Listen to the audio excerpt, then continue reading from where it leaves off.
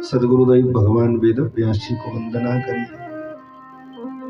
और सुनाना प्रारंभ कर दिया कि व्यासाय विष्णुरूपाय व्यासरूपाय विष्णवे नमो वै ब्रह्मनिधये वासिष्ठाय नमो नमः।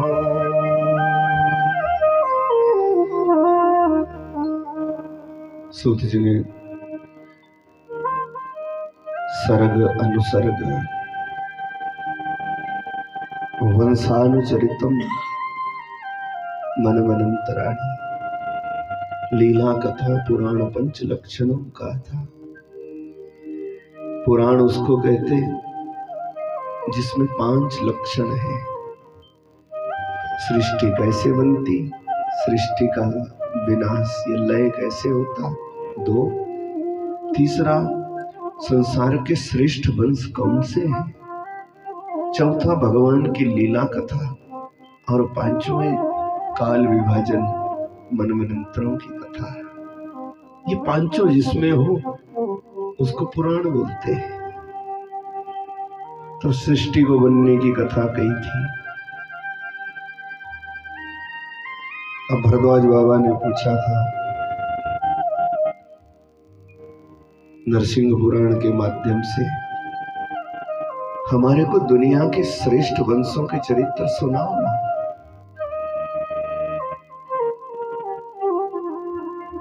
वंशानुचरितम, दुनिया के श्रेष्ठ खानदान है जो उनकी महिमा बताओ। तब सुनाना प्रारंभ कर दिया था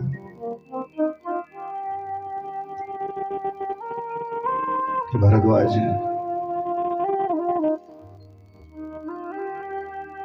ब्रह्मा जी ने सृष्टि को गति देने को अपने शरीर के 2 भाग किए, हम सुने थे। और पहला जोड़ा हुआ मनु शत्रुपा। हम मनु महाराज की संतान हैं, इसलिए मनुष्य बोलते हैं हमारे। फिर एक और दूसरी संस्था आ गई, उन्होंने सृष्टि का पहला जोड़ा आदम हब्बा को बताया कि जो आदम की संतान है वो आदमी है। ये अन्य चर्चा है। हमारे सनातन के अनुसार हम मनुष्य हैं, मनु महाराज की संतान। सृष्टि का ब्रह्मा जी के शरीर से स्वयंभू मनु हुआ, पहला जोड़ा महारानी शत्रुपा, और उसी से फिर हम लोग होते गए। तो मनु की संतान है मनुष्य, तब बोलते हमारे को मनुष्य।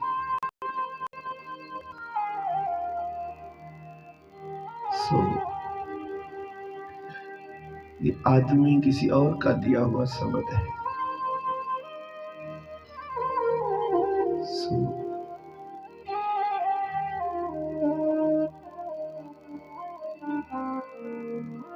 हम नारायण के अनुयायी हैं, इसीलिए नर बोलते हैं हमारे।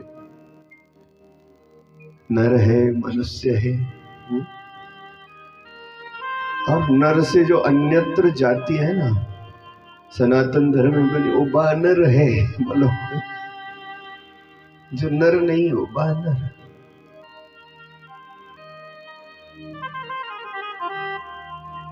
ऐसी स्वाभाविक चर्चा है।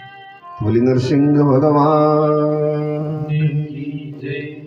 दुनिया के श्रेष्ठ वंशों की कथा पूछी है। मनु महाराज जी के 2 पुत्र हुए, 3 हुई पुत्रियां।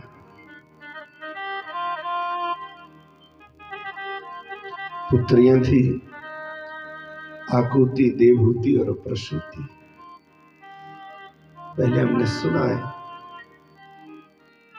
ये आकुति नाम की कन्या रुचि प्रजापति को ब्याही थी,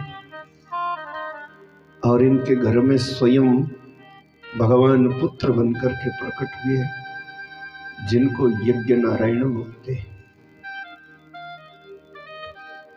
ये यज्ञ भगवान का स्वरूप है।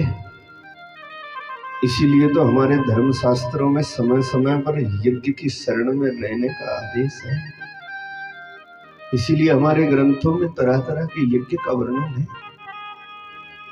यज्ञ कोई खान पान का साधन नहीं, यज्ञ कोई समय कटाई की व्यवस्था नहीं है। यज्ञ तो साक्षात नारायण है, नारायण का अवतार। आकुति और रुचि प्रजापति की संतान के रूप में प्रकट हुए भगवान, उनको बोलते यज्ञ नारायण। तरह तरह के यज्ञ होते कि तपो यज्ञ, द्रव्य यज्ञ, योग एवं स्वाध्यायच।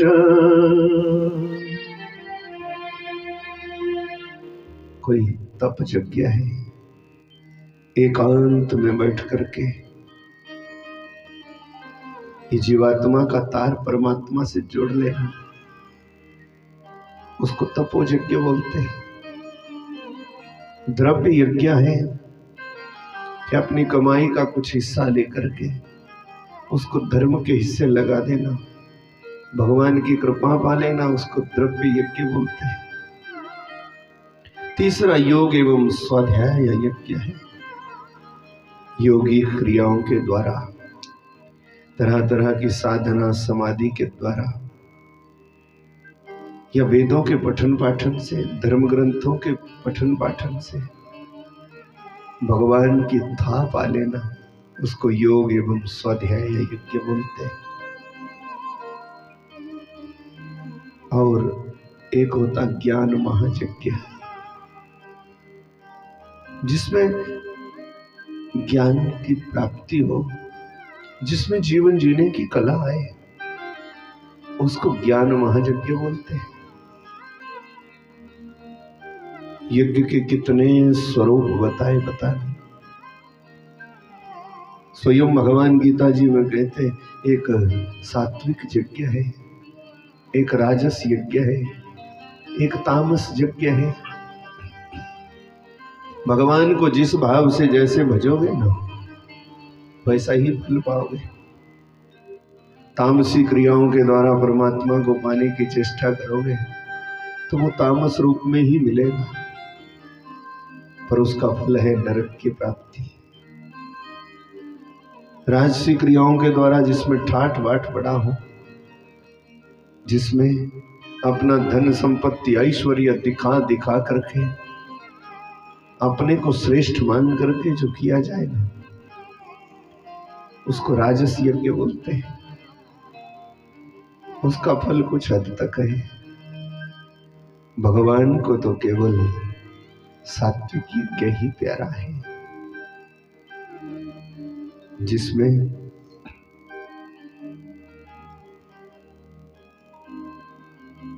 देश काल और पात्र का विचार किया जाए।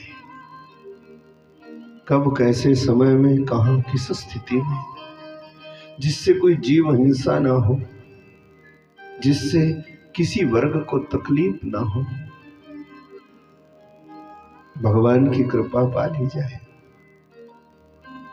देश काल के पात्र का यथोचित विचार करके जो यज्ञ किया जाए, उसको सात्विक यज्ञ बोलते हैं। और ये भगवान का स्वरूप है।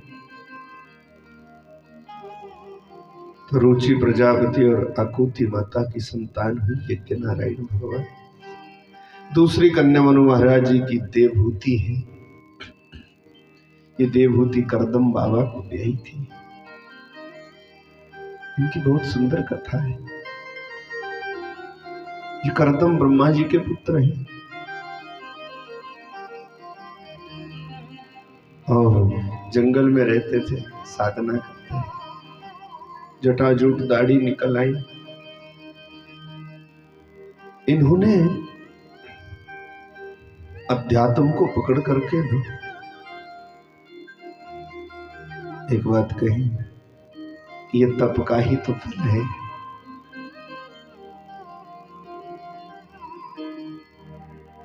कोई तपस्वी पैदा हो जाए ना, तो जहां जहां उसके चरण पड़ते वहां वहां बैर भाव वैमनस्यता मैं मेरा तू तेरा के बंधन खत्म हो जाते भाई।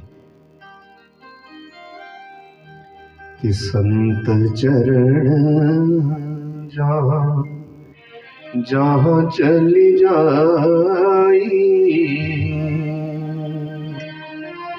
संतों के चरण जहां जहां चले जाते हैं वो जगह तीर्थ हो जाती, और वहां पर शेर और बैल भी इकट्ठे रहते हैं। वहां पर जन्मजात शत्रु भी मित्रवत व्यवहार करते हैं भाई। ये साधना में बड़ा फल है। कोई शत्रुता नहीं रह जाती, कोई वैर भाव नहीं रह जाता।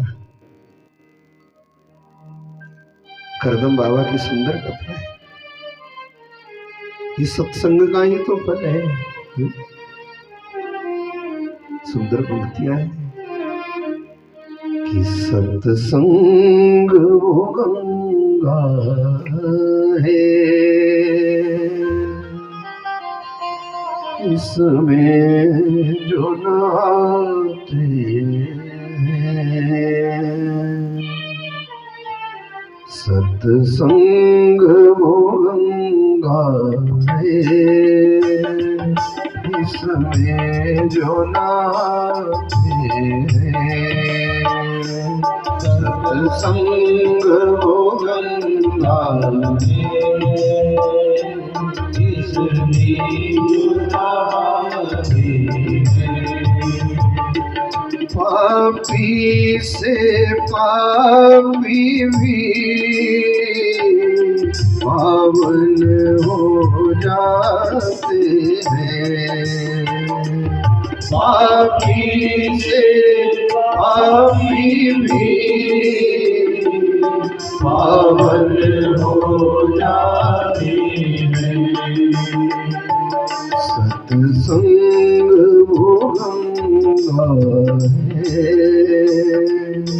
इसमें जो नहाते हैं। सत्संग वो गंगा है, इसमें जो नहाते हैं। पापी से पापी भी पावन हो जाते हैं। पापी से पापी भी पावन हो जाते हैं। सत्संग वो गंगा है, इसमें जो नहाते हैं।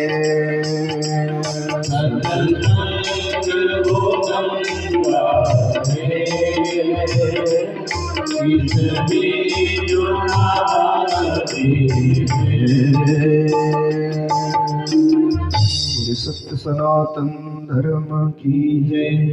सत्संग की महिमा निराली। और कभी कभी ना सत्संग का फल तत्काल है। कभी अनुभव करना, जिंदगी में कई वर्षों से जो कोई समस्या है जिसका समाधान नहीं हो रहा ना, सत्संग अनवरत करना पर जहां मिले भगवान की कथा जरूर सुनना। कभी कभी सत्संग में ना घड़ी आध घड़ी में ही कई वर्षों से कई दिनों से उलझी हुई बात का समाधान तत्काल हो जाता है। सत्संग तत्काल फल देता है। बस सत्संग हो जो तार जोड़ दे भगवान से, जो मोड़ दे। सो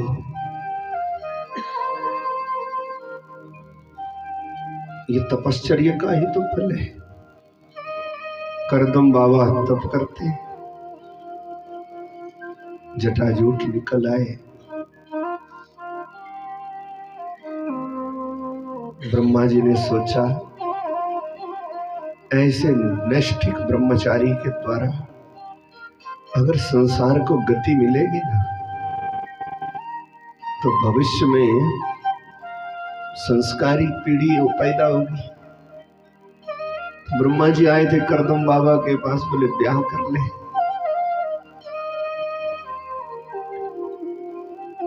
करदम ने शर्म के मारे सर झुका लिया।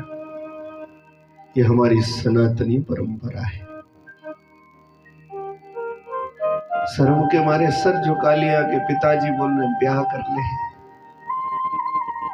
ब्रह्मा जी ने कहा देख, आज से 8 दिन बाद ना, 1 सप्ताह के बाद मैं मनु को भेजूंगा तेरे पास, अपनी कन्या को लेकर के आएगा, आकर मुकर ना करना। इतना कहकर ब्रह्मा जी अंतर्धान हो गए। मनु महाराज आए थे देवहूति को लेकर। अब बोलो, दुनिया का जो पहला जोड़ा है उसकी कन्या ठाठ बाट में पली, सर्वांग सुंदरी, और जंगल में एक तालाब के किनारे एक झरने के पास बाबा जी की कुटिया है। चिड़ियों ने घोंसले बना रखे, चूहे ने बिल बना लिए, जगह जगह मिट्टी इकट्ठी कर दी है। छोटी कुटिया है, घास पात ऊपर रखा है, धूप भी अंदर आ जाती बच्चों। जटाजूट दाढ़ी निकली है भाई, भजन में रहता है 24 घंटे। मनु महाराज आए देवहूति को लेकर अपनी कन्या को, बोले करदम मैं अपनी कन्या का ब्याह आपसे करना चाहता है।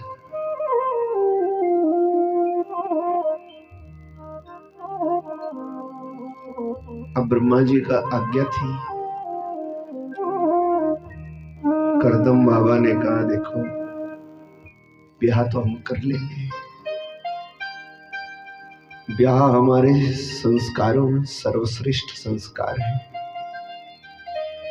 ब्याह संस्कार जिस कदर जैसा होता है ना, वैसे ही आगे की पीढ़ी का निर्माण होता। ये विचार करने की जरूरत है। सनातन से विपरीत दिशा में जाने पर ना तो संस्कारी औलाद पैदा हो पाएगी, ना भारतीय संस्कार रह पाएंगे। इसीलिए संस्कारों की नितांत जरूरत है। ब्याह संस्कार का मुख्य प्रयोजन है कि आने वाली संतान राष्ट्र की रक्षा करने वाली हो, आने वाली संतान हमारे धर्म की रक्षा करे,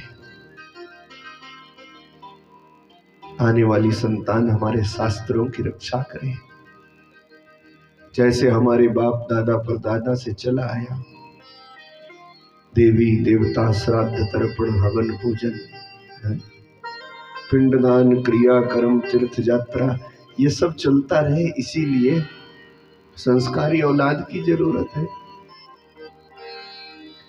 अब ब्रह्मा जी की आज्ञा थी। करदम बाबा ने कहा कि देखो महाराज, हम हैं फक्कड़ फकीर और आपकी कन्या ठाट बाट में पली, सो हमारा इसका मेल कैसे होएगा। मनु महाराज ने अपनी कन्या को इशारा किया, गर्दन झुका ली।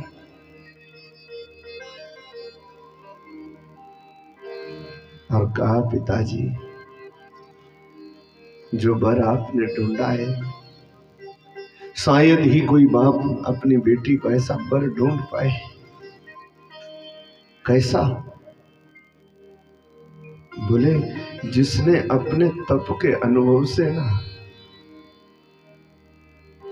भगवान का साक्षात्कार करने तक की कला जान ली है, और जरा भी घमंड जिसमें नहीं है, ऐसा वर किसको ढूंढेगा कोई बाप। ये नहीं कहा कि इसकी जटाजूट है, दाढ़ी है, बढ़िया कोट पैंट टाई नहीं पहनता। कौन मानता? विचार करो हमारे संस्कार आज किस तरफ जा रहे। महाराज देवहूति ने भी गर्दन झुका ली शर्म के मारे। मन ही मन प्रसन्न हो गई कि मेरे पिताजी ने मेरे को जो वर ढूंढा है, कम से कम इसमें किसी तरह का अवगुण तो नहीं है ना। बस दिन रात भजन करता है और भजन ही तो जीव का परम कर्तव्य है। भजन के बल ही। करदम बाबा ने कहा कि देखो हमारी ये कुटिया ही हमारा सर्वस्व है। अब आप देख सकते हैं कि हम यहीं रहेंगे। एक शर्त और है महाराज, हम गृहस्थी हो तो जाएंगे, पर ब्याह संस्कार का मुख्य कार्य है कि पुत्र हो जाए, वंश चले। और जैसे ही हमारे पुत्र होएगा ना, वैसे ही हम संन्यास ले लेंगे, वैसे हम चले जाएंगे। अब पहले क्या ये सन्यासी नहीं थे? बोले हमारे जैसे ही पुत्र होएगा ना, हम सब कामनाओं का त्याग करके सन्यासी हो जाएंगे।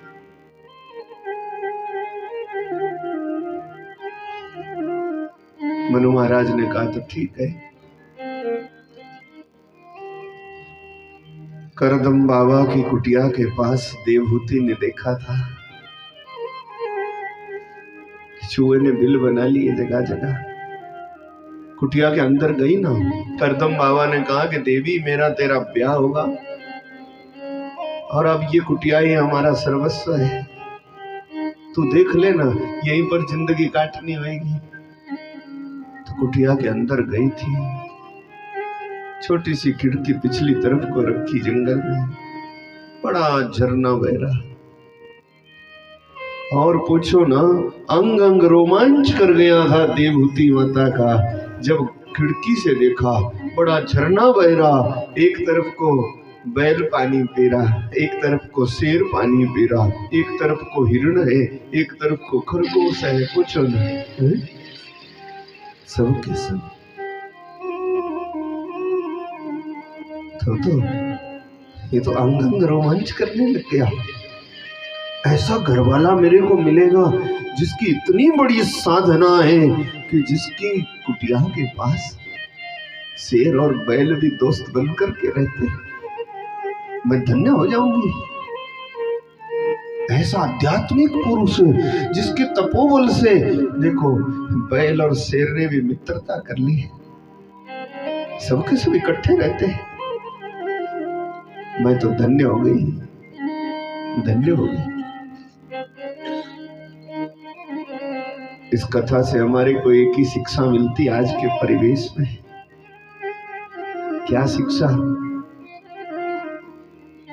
कि मन को अगर सीधी दिशा में ले चलो ना तो आनंद ही आनंद है, और मन को थोड़ा घुमा लो तो फिर न इधर के रहते न उधर के। अब देवहूति माता ये मन घुमा लेती कि देखो ना बढ़िया गाड़ी बंगला नहीं है, जंगल में अकेला रहता है, खूब ठाट बाट से पहनावा नहीं है। अगर इसी में खो जाती तो न इधर की रहती न उधर की। ये मन का ही तो स्वभाव है। मन बदला नहीं, मन सीधा रखा। कैसा बोला कि बोलो ऐसा सुयोग्य कि ब्रह्मचारी है, ऐसा पति मेरे को मिलेगा और चाहिए क्या? जो भजन करेगा, जिसके भजन के बल बोलो शेर और बैल भी इकट्ठे रहते, मैं तो धन्य हो गई। मन फेरने की ही तो बात है ना।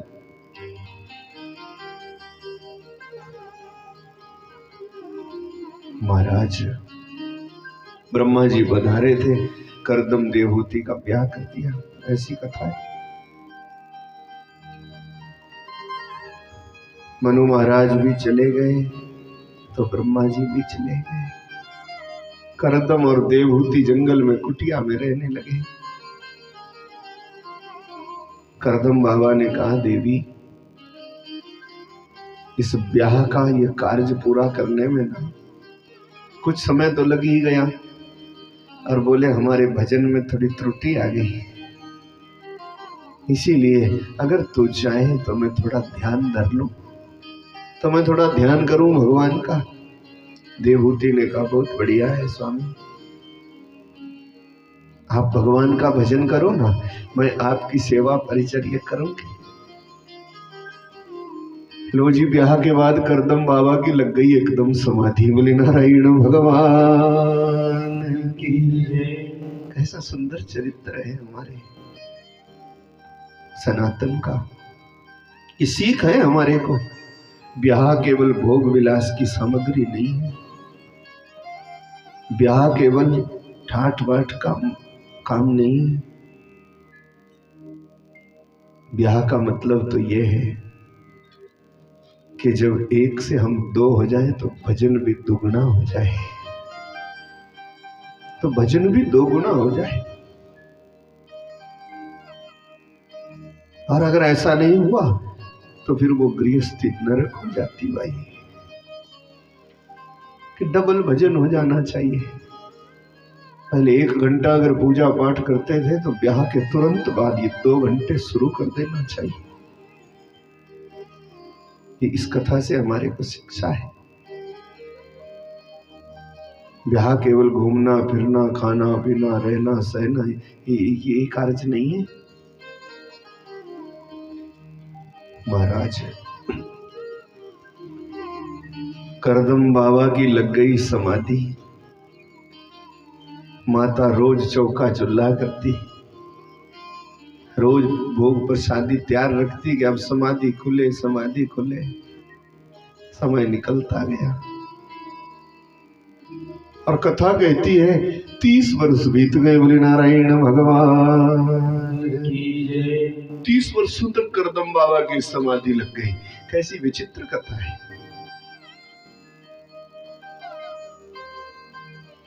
30 वर्ष हो गए तो साधना त्यागी थी बाबा ने।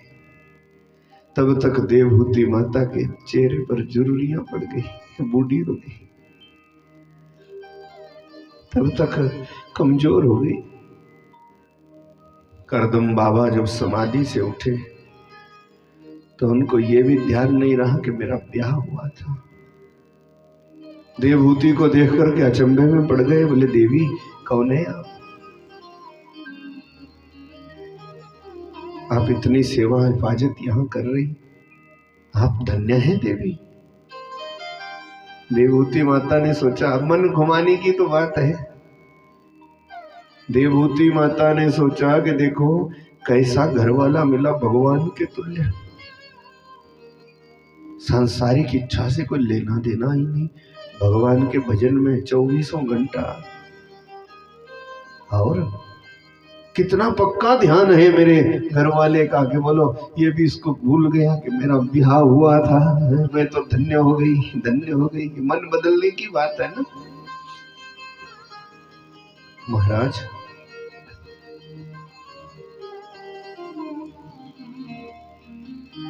करदम बाबा ने कहा देवी कौन है आप? हाथ जोड़ के कहा प्रभु आप तो भगवत ध्यान में थे, पर आप याद करो क्या आपका ब्याह हुआ था कभी? करदम बाबा ने बड़ा विचार किया, फिर कहने लगे देवी याद तो है, पिताजी की आज्ञा से हमारा ब्याह हुआ था, पर हमारी लग गई समाधि, अब पता नहीं वो देवी। बोले वो मैं हूं।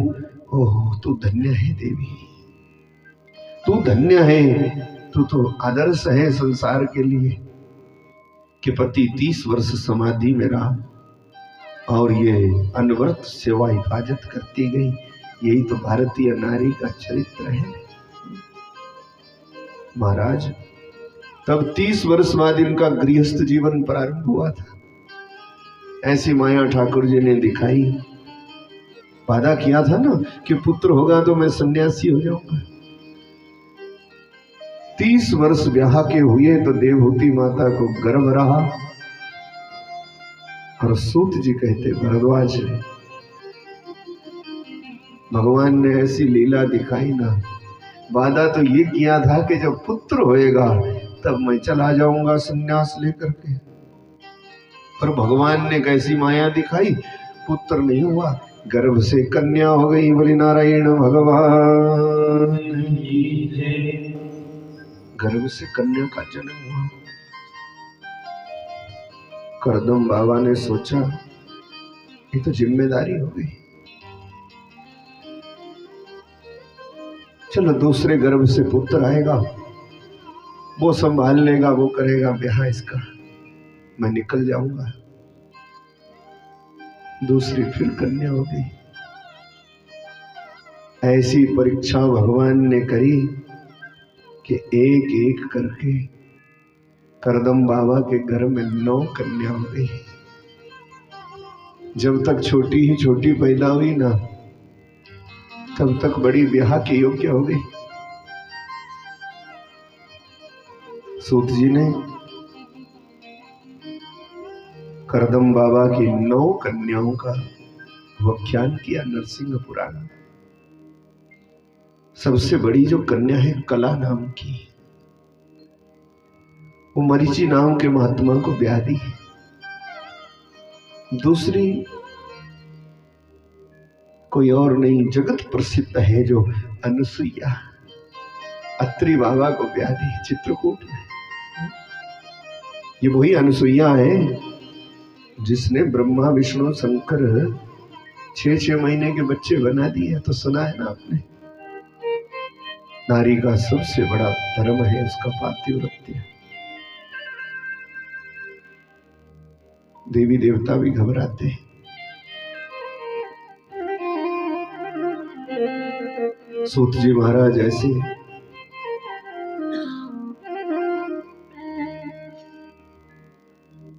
देवहूति माता की 9 कन्याओं का चरित्र वंश आदि बता रहे। तीसरी कन्या मनु महाराज जी की श्रद्धा है, सो अंगिरा ऋषि को ब्याही थी। चौथी हवीर भू है, सो पुलस्त बाबा को ब्याही थी। और 5वीं फिर योग गति, क्रिया गति, फिर ख्याति है। फिर 8वीं कन्या अरुंधति है जो विशिष्ट महाराज को ब्याही है। करदम बाबा की 9वीं छोटी छोटी कन्या शांति है, अथर्व को ब्याही। ऐसे बड़े बड़े महात्माओं से अपनी कन्याओं का ब्याह कर दिया है करदम बाबा ने।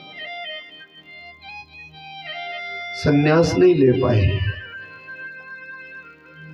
9 कन्याओं का लालन पालन किया, इनका बड़े बड़े संतों के संग ब्याह किया।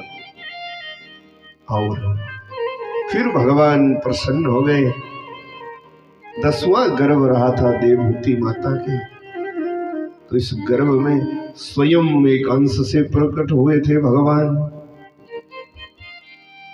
गर्भ स्थिति हुई, समय आने पर देवहूति माता ने पुत्र पैदा किया। सो नारायण का अवतार स्वयं भगवान और कोई नहीं, उनको बोलते कपिल भगवान। बोले कपिल भगवान, बड़ा तेज दिव्य तेजधारी कपिल भगवान पैदा हुए। और इन भगवान के पैदा होते ही ना माता देवहूति का भी अंदर की आंख खुल गई।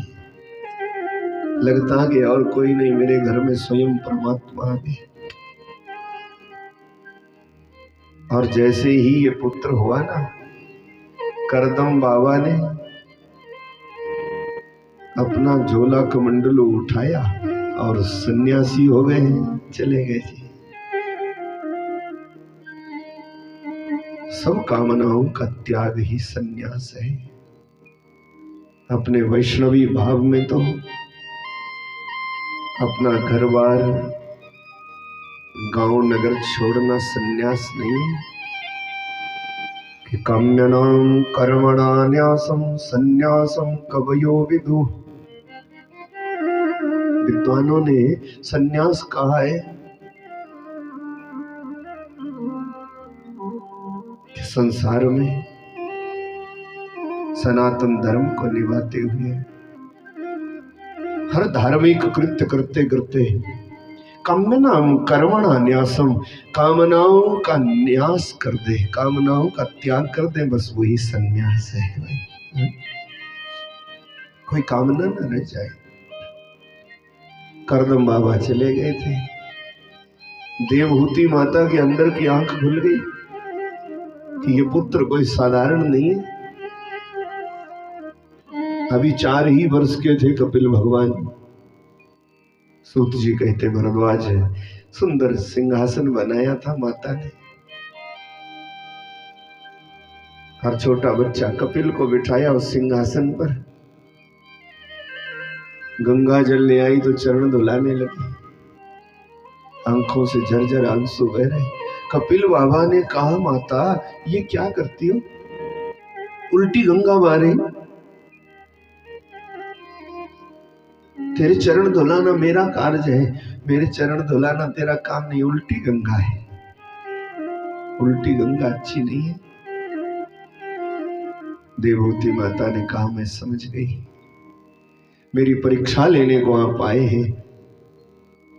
मेरा मन कहता है कि आप साधारण पुरुष नहीं है, जो भी मैं आज कर रही हूं। कपिल बाबा ने कहा, ये क्या कर रही माता, ठीक नहीं है। देवहूति माता ने कहा, ये मेरे को कई जन्म पहले कर लेना चाहिए था। चरण धुलाए, तिलक किया, आरती उतारी और बैठ गई थी चरणों में। तब तक जो 9 बहनें थी सो भी आ गई अपने अपने घर वाले के साथ, बड़े बड़े दिव्य महात्मा। और देवहूति माता ने कपिल बाबा को अपना गुरुजी बना लिया। बोले सद्गुरुदेव भगवान। इनकी पहली शिष्य इनकी माता जी ही बनी, कपिल भगवान की। चरणों में बैठ गई और प्रश्न कर लिया, बंधन और मोक्ष का कारण क्या है। संसार में आकर के जीव बंधन में पड़ जाता है, संसार में आकर के ही जीव का मोक्ष हो जाता है। बंधन और मोक्ष का कारण क्या है, जीव को संसार में आकर के दुख क्या है। तब कपिल बाबा ने कहा, माता ब्रह्म विद्या का ज्ञान हो जाए ना, तो फिर ये बंधन, ये मोक्ष, ये दुख, ये सब मिट जाते हैं, कुछ भी नहीं रहता। इसका कारण क्या है? बोले कारण है माता, मनैव कारणम बंध मोक्षयो। जीव के बंधन का कारण भी मन है और मुक्त हो जाने का कारण भी मन है। अगर मन लग गया भगवान में तो मुक्त हो गए, मन लग गया दुनिया में तो फिर फंस गए। बंधन का कारण भी मन है, मोक्ष का कारण भी मन है। और सबसे बड़ा दुख क्या है? बोले दुख है गर्भवास समम दुखम न भूतो न भविष्यति। कपिल बाबा ने कहा, बोले माता ये दुख थोड़ी है। हम बोलते महाराज बुखार आ गया तो बड़ा दुख है, थोड़ी चोट लग गई तो बड़ा दुख है, नाता रिश्तेदारी बिछुड़ गई तो बड़ा दुख है। ये दुख नहीं है। पर जीव को मां के गर्भ में जो 9 महीने काटता है ना, उससे बड़ा दुख आज तक ना कभी हुआ ना कभी होएगा। मनुष्य जन्म मिला है माता, तो जीव का परम कर्तव्य है कि वो भगवान का भजन करे। क्यों? क्योंकि अगर पशु बन गया तो भजन नहीं कर सकता। पशु खा पी सकते, घूम फिर सकते, बाल बच्चा पैदा कर सकते, पर भजन नहीं कर सकते। भजन की स्वतंत्रता केवल मनुष्य जन्म में ही है। अगर मनुष्य जन्म मिल गया तो जीव का परम कर्तव्य है कि वो सत्संग करे, सदगुरु की शरणागति करें और भक्ति भाव से भगवान को पाने का प्रयत्न करें। भाई ये जीव का परम कर्तव्य है। मन लगाए गोविंद में, मनः गोविंद चरणे निवेशयेत। मन भगवान में, क्योंकि इस मनुष्य जन्म का दोबारा मिलना या ना मिलना ये जरूरी नहीं। क्या पता दोबारा मिले कि ना मिले।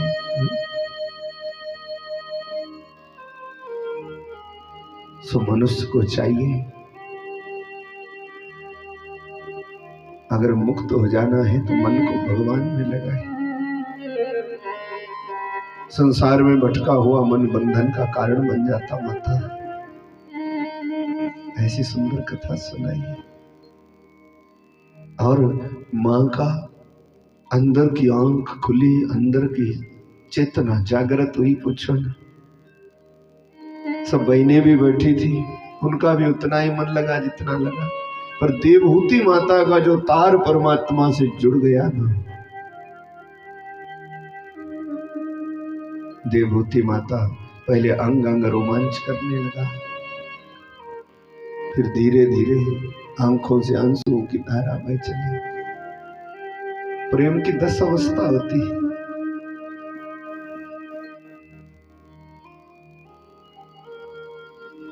कि कहीं मन लग जाना, फिर किसी की महिमा जान करके अंग अंग रोमांच करने लग जाना, फिर अपने आराध्य का नाम सुनते ही आंखों से आंसू आ जाना, फिर उठते बैठते चलते फिरते सोते जागते उसी की याद आ जाना। ये प्रेम का एक लक्षण है।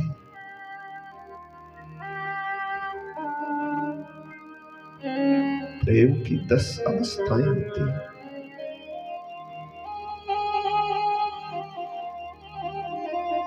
तो कभी अंग अंग रोमांच करना, कभी वाणी गदगद हो जाना, आंखों से आंसुओं की धारा बहना, फिर उठते बैठते चलते फिरते सोते जागते।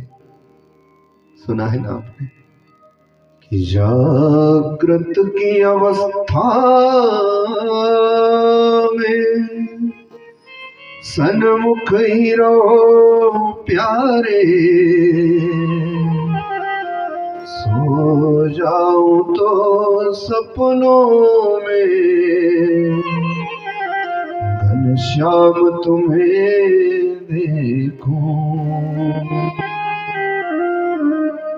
ब्रजमंडल की जो माताएं हैं, उठते बैठते चलते फिरते सोते जागते,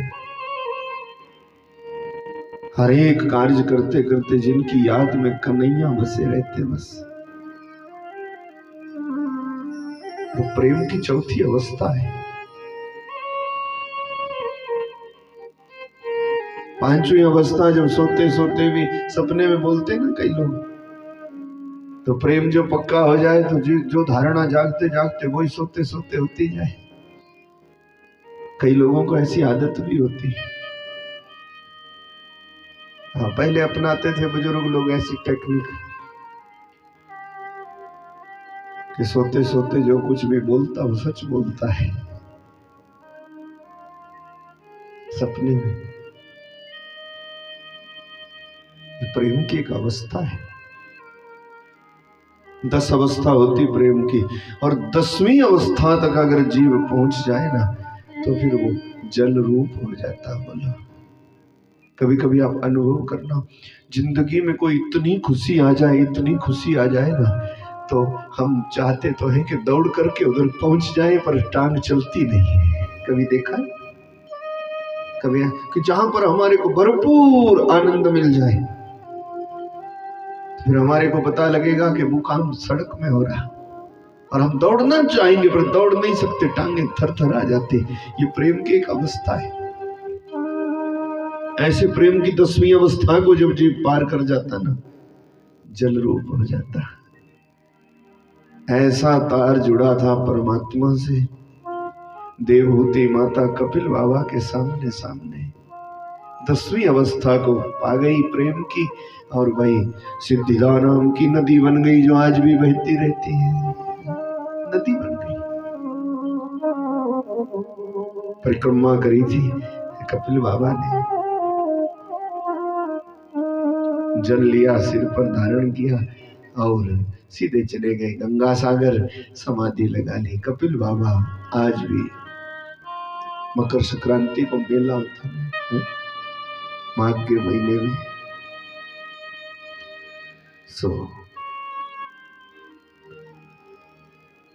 दूसरी कन्या मनु महाराज जी की देवहूति थी जो करदम को ब्याई। उनके घर में कपिल भगवान हुए और उन्होंने दुनिया को जो योग जो शिक्षा बताई उसको सांख्य योग बोलते हैं। ये सांख्य शास्त्रियों के आचार्य हुए। सुत जी ने कहा तीसरी कन्या मनु महाराज जी की प्रसूति है। ये प्रसूति दक्ष को ब्याई थी। दक्ष को प्रजापति बना दिया था ब्रह्मा जी ने, और पदवी का घमंड आया था। कितनी बार हमने कथा सुनी है।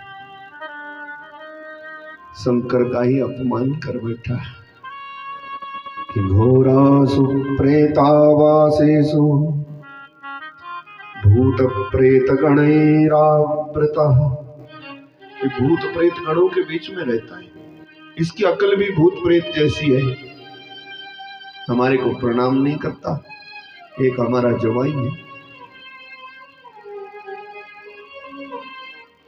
इसको यज्ञ का भाग न दिया जाए। तब यज्ञहीन हो गई थी दुनिया और देवी देवता भूखे मरने लगे थे।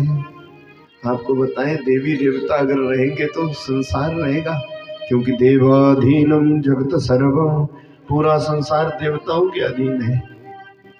देवी देवता रहेंगे तो संसार रहेगा, और संसार रहेगा तो फिर हम रहेंगे। देवी देवता रहेंगे कैसे? जब यज्ञ होता रहेगा। यज्ञ मनोरंजन का साधन नहीं है। बुजुर्गों का कैसा नियम था, 6 महीने के बाद नई फसल आने पर देवता की पूजा, और 1 साल के बाद अपने घर में पितरों का श्राद्ध है। भगवान स्वयं कहते हैं कि 6 महीने के बाद जो मेरी देवता के रूप में पूजा करता है और 1 साल के बाद पितरों के रूप में मेरा पूजन करता है, उसको कोई देवी देवता कोई पितर नहीं, उसका भोक्ता मैं स्वयं हूँ। बोले नारायण भगवान। तो कम से कम 6 महीने में घर में हवन पूजा कथा वार्ता ये जरूर जितना हो जाए करना चाहिए। विशुद्ध परंपरा है। नई फसल तो हम लोग तभी खाते ना जब पहले देवता को चढ़ाते हैं। ये यज्ञ का स्वरूप है। साल के बाद हमारे यहाँ पितरों का श्राद्ध होता है, पर ढोंगी पाखंडियों के बोलने से ना देवी देवता छोड़ना, ना श्राद्ध तर्पण छोड़ना, ना पितर छोड़ना, क्योंकि आजकल लोग ठगे जा रहे हैं। ना इधर के रहे ना उधर के रहे। कईयों ने श्राद्ध छोड़ दिया, कईयों ने पूजा छोड़ दी, कईयों ने देवी देवता छोड़ दिया। बस यूं ठगे जा रहे हैं। हम सनातनी हैं और हम राम के हैं, हम कृष्ण के हैं, हम शिव के हैं, हम दुर्गा के हैं। श्रीमन नारायण नारायण नारायण, श्रीमन नारायण नारायण नारायण, श्रीमन नारायण नारायण नारायण, श्रीमन नारायण नारायण नारायण, श्रीमन नारायण नारायण नारायण, श्रीमन नारायण नारायण नारायण, श्रीमन नारायण नारायण नारायण, श्रीमन नारायण नारायण नारायण, श्रीमन नारायण नारायण नारायण, श्रीमन नारायण नारायण नारायण, श्रीमन नारायण श्रीमन नारायण नारायण नारायण नारायण नारायण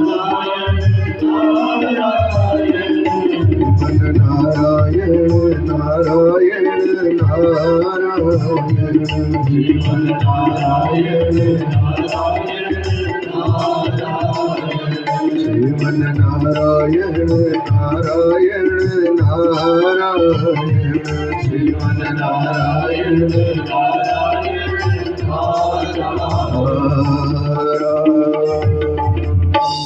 नारायण भगवान की जय। ऐसे सूत जी नरसिंह पुराण की दिव्य कथा सुनाते हैं। महाराज, यज्ञहीन हो गई थी पृथ्वी, और पदवी का घमंड बहुत बुरा होता है। महाराज, प्रजापति दक्ष ने शिव को नीचा दिखाने को स्वयं यज्ञ की कल्पना करी थी, पर ऐसा यज्ञ जिसमें शिव को ही नीचा दिखाया जाए वो कब सफल हो। सबको बुलाया था, शंकर को न्योता नहीं दिया। पार्वती माता को जो पता लगा था तो प्रजापतिरते ससुरस्य सांप्रतम् निर्यापितो किल यज्ञ महोत्सवः वयं च तत्राभिराम वामते यद्यार्थिताभिः विबुधा व्रजन्ति। शंकर भगवान से कहा था, आपके प्रजापति जो ससुर है ना दक्ष महाराज, मेरे पिताजी, उनके यहाँ यज्ञ है। तो भोला बाबा तो अंतर्जामी है, भेज दिया था सती माता को कुछ गणों के संग कि दक्ष का घमंड चूर हो जाए। चली आई सती माता, देखा यज्ञ में कहीं शिव का भाग रखा नहीं, और क्रुद्ध होकर के योग अग्नि के द्वारा अपनी देह को जला लिया था। नारद जी के द्वारा खबर लगी थी भगवान शंकर को, जटा उखाड़ कर वीरभद्र नाम का गण पैदा किया, चलाया था दक्ष यज्ञ में, तहेस नहेस कर दिया दक्ष यज्ञ। दक्ष का सिर काट करके यज्ञ कुंड में आहुति कर दी। तब तो हाहाकार मच गया था दुनिया में, और ब्रह्मा विष्णु ने भोला बाबा की स्तुति गाई थी। भगवान शंकर प्रसन्न हुए, वो परम दयालु है ना। चले आए थे भोला बाबा और दक्ष यज्ञ को पहले जैसा कर दिया। संतों की जटा दाढ़ी दांत टांग सब ठीक हो गए। महाराज, स्तुति गाई शंकर भगवान की, दक्ष को बकरे का सिर लगा दिया। अभिमानी का सिर हमेशा नीचा होता है। सती माता की अध जली देह उठाई थी, नारायण भगवान ने धनुष बाण से टुकड़े टुकड़े गिराए। जहां जहां गिरे अंग भगवती माता के, वहां शक्ति पीठ हो गए। आज भी भगवती जगत जननी जगदम्बा दर्शन से फल देती है। बोली जगत जननी जगदम्बा मैया। महाराज, ऐसे भगवान की महिमा बताई।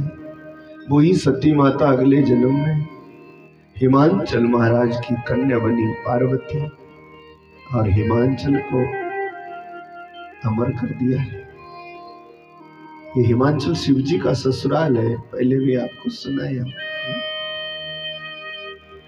मैना रानी के गर्भ से पार्वती माता का जन्म हुआ। भगवान शंकर बारात लेकर के आए, पार्वती माता को ब्याह करके कैलाश पर्वत ले गए। ऐसी सुंदर कथा है।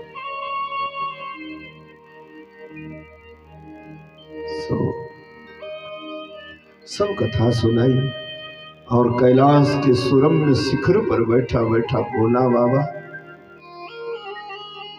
हरि नाम की समाधि लगा करके दुनिया का कल्याण करता रहता है। भोला बाबा का तो नियम है, 2 मिनट भी भगवान के भजन के बिना नहीं रहते। दुनिया को भी सिखाते कि भजन के बिना ना रहो। जितना समय भगवान ने हमारे को मनुष्य जन्म देकर के भेजा है ना, उसमें हम भजन कितना करते, बस ये विचार करने की जरूरत है। उसमें भजन करो, केवल नाम हरैर नाम हरैर नाम हरैर नामैव केवलम कलौ नास्तैव नास्तैव नास्तैव गतिरन्यथा।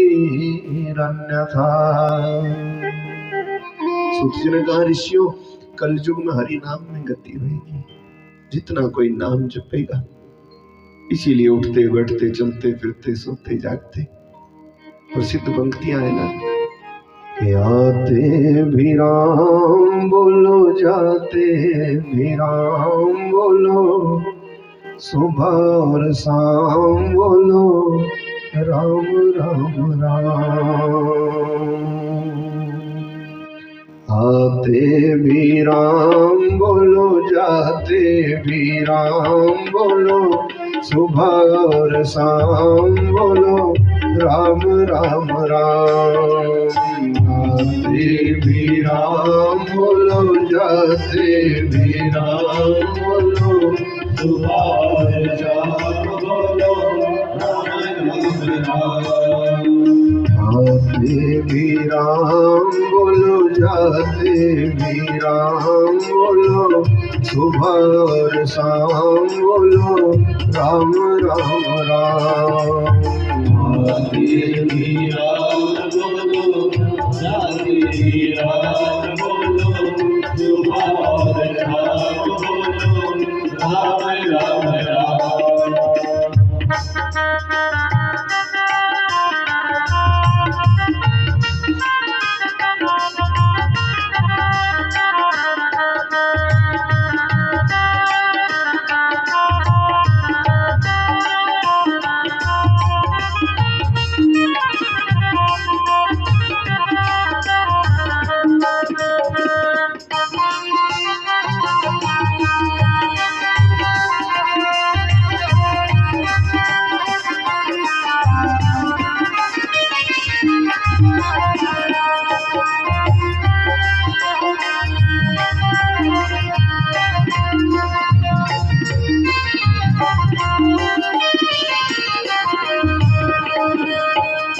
ओ श्री राम जय राम जय जय राम। श्री राम जय राम जय जय राम। उठते भी राम बोलो, चलते भी राम बोलो, उठते भी राम बोलो, चलते भी राम बोलो, उठते भी राम बोलो, चलते भी राम बोलो, उठते भी राम बोलो, चलते भी राम बोलो, सुबह और शाम बोलो राम राम राम। सुबह और शाम बोलो राम राम राम। आते भी राम बोलो, जाते भी राम बोलो, सुबह और शाम बोलो राम राम राम। आते भी राम बोलो, जाते भी राम बोलो, सुबह और शाम बोलो राम राम राम। आते भी राम बोलो, जाते भी राम बोलो, सुबह और शाम बोलो राम राम राम। आते भी राम बोलो, जाते भी राम बोलो, सुबह और शाम बोलो राम राम राम। विश्वपति रामचंद्र भगवान की जय। तो भोला बाबा का संदेश है कि हरि नाम के बिना न रहो, बस बैठे रहते समाधि में जपते जाते। कथा का सार बस यही है कि 150 राम राम रोज बोला करो। और तो जीवन जब तक है तब तक ये चलता ही रहेगा, तब तक खान पान भी होता रहेगा, घूमना फिरना भी होता रहेगा। बस सार यही है कि हम हरि नाम जपे। और ये कलयुग है, नाम ही बेड़ा पार करने वाला है। सूत जी ने कहा भरद्वाज, ऐसे मनु महाराज जी की 3 कन्या हैं और 2 पुत्र हैं। मनु महाराज जी के बड़े बेटा उत्तानपाद है। उत्तानपाद की महिमा बड़ी है, बड़े बलवान है।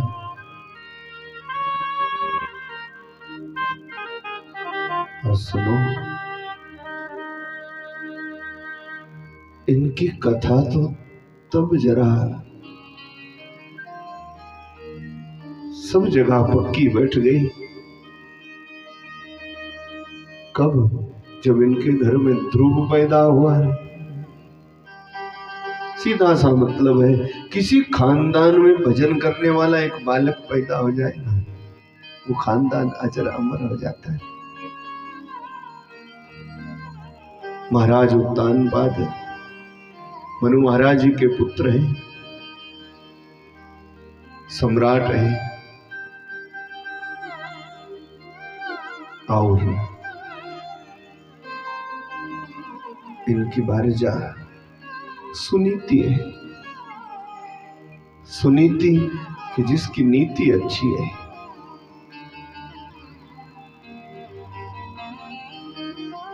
एक बात और याद रखो कि जीवन में नियत और नियति कभी बिगड़नी नहीं चाहिए। एक नियत बिगड़ जाए और नियति बिगड़ जाए तो फिर हम कहीं के नहीं रहते। नियत और नियति अच्छी हो ना तो फिर ध्रुव होता है, और ध्रुव जहां होएगा वो खानदान अमर हो जाएगा। सुनीति का मतलब ही है सुव्यवस्थित नीति है जिसकी, सुनीति। उत्तानपाद एक दिन गए थे घूमते घूमते नदी के किनारे, एक सर्वांग सुंदरी मिल गई। देखा, इसने प्रणाम किया। बोले आप कौन है? बोले मैं मनु महाराज जी का पुत्र। उत्तानपाद, आप कौन है देवी? बोले मैं सुरुचि। और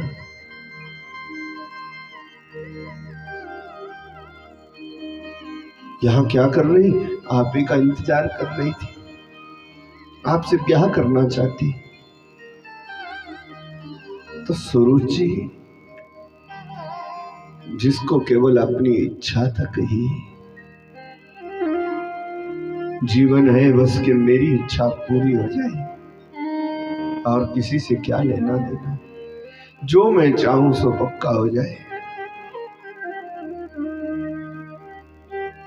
सुरुचि से ब्याह कर लिया, घर में ले आए। अब अपनी इच्छा की पूर्ति के लिए जो केवल ब्याह करेगा ना, उसकी औरों के साथ थोड़ी पटेगी, औरों के साथ थोड़ी बनेगी उसकी। उसको केवल अपनी इच्छा, अपने ढंग का खान पान, अपने ढंग का रहन सहन, वो कहीं भी कहां जरा समाज में कहां संभल पाएगा। महाराज सुरुचि आ गई तो देखा सुनीति माता। आते ही उत्तानपाद से कहा ये कौन है? बोले हमारी महारानी है।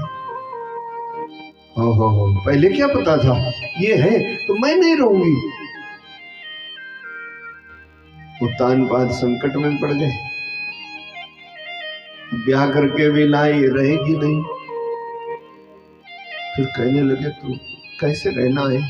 बोले अगर ये रहेगी तो मैं नहीं रहूंगी। सुनीति माता जिसकी नियति बिगड़ी नहीं है, सुनीति ने कहा ठीक है, हमारे को छोटा मोटा महल वहल बना के दे दो, हम वहीं पर रह जाएंगे, जहां ये चाहती आप प्रेम से रह जाओ। सुरुचि के संग रहने। सुरुचि का पुत्र उत्तम हुआ, सुनीति का ध्रुव हुआ, पुराण प्रसिद्ध कथा है। और कथा ने मोड़ तो तब ले लिया ना, जब छोटे बच्चे खेल रहे थे, सिंहासन पर बैठे थे उत्तानपाद। उत्तम बैठा था गोद में पिताजी की, और ध्रुव भी आया, बालक तो बालक है, खेलता खेलता सो भी पिताजी की गोद की तरफ लपक गया। उत्तानपाद से तो कुछ कहा नहीं गया, दोनों अपने ही तो थे। सामने सुरुचि थी जो केवल अपनी इच्छा को ही सर्वोपरि मानती। सुरुचि ने झटक दिया ध्रुव को, गोद से झटका। इस गोद के लायक नहीं है तू, इस गोद में बैठने का सपना भी मत देखना, इस गोद के लायक तू ऐसे नहीं होएगा। ध्रुव ने कह दिया क्यों, ये मेरे पिताजी नहीं है? बोले तेरे पिताजी तो है ना, पर मैं तेरी मां नहीं हूं। अगर इस गोद का अधिकार पाना है तो मेरी कोख से पैदा होना पड़ेगा। एक काम बहुत बढ़िया कर गई कि अगर पिता की गोद का अधिकार पाना है ना, तो अभागी मां की कोख से पैदा मत होना अगली बार। चला जा जंगल में, उत्तम श्लोक श्री हरि का भजन कर, और परमात्मा से पाले वरदान कि मेरी कोख से पैदा हो, मेरे पेट से पैदा हो, तब तेरे को पिता की गोद मिलेगी। झटक भी दिया थोड़ा। अब 4 साल का बच्चा सीधा गया रोते रोते सुनीति माता के पास, और सुनीति माता से कहा छोटी माँ ने मेरे को पिता की गोद में बैठने नहीं दिया, अभागी माँ की कोख से मैं पैदा हुआ। सुनीति ने कहा सच कहती है, तू अभागी माँ की कोख से पैदा हुआ। और क्या कहा तेरी छोटी माँ ने? संयम का नाम सुनीति है, पूछो ना। नहीं तो माता आजकल ऐसा इंतजार करती, धीरज धरती क्या?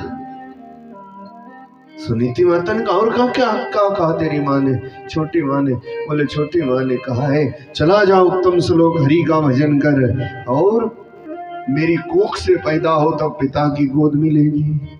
सुनीति ने जोर से ध्रुव को बाहों में ले लिया। बोले पुत्र, हूं तो मैं अभागी, तू अभागी माँ की कोख से पैदा हुआ, पिता की गोद का अधिकार खो दिया, पर तेरी माँ की तेरे को यही शिक्षा है, चला जा वन में जैसे तेरी छोटी माँ ने कहा है, उत्तम श्लोक श्री हरि का भजन कर, पर बच्चा पिता की गोद नहीं मांगनी, ऐसा मांग लेना जो हमारे खानदान में आज तक किसी ने पाया नहीं।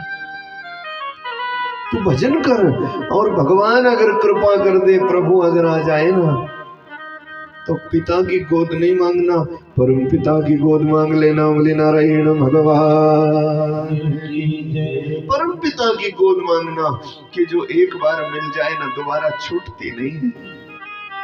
चला जा, ऐसी पक्की शिक्षा देकर एक भी आंसू नहीं बहाया, छाती फट गई। 4 साल के बच्चे को जंगल में भेजना, ये सुनीति ही कर सकती है।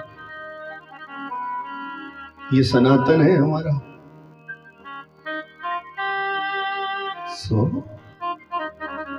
फिर हम शिक्षा कितनी लेते हैं विचार करो ना।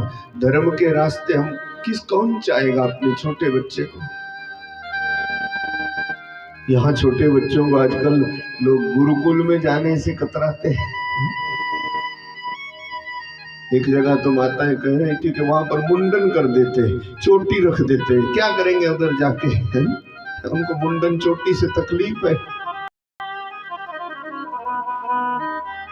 नहीं, बोले पढ़ तो जाते, अच्छे बन जाते, पर तो हुलिया बिगाड़ देते, हेयर स्टाइल ठीक नहीं रहता। बोलो कौन भेजता भाई इस रास्ते?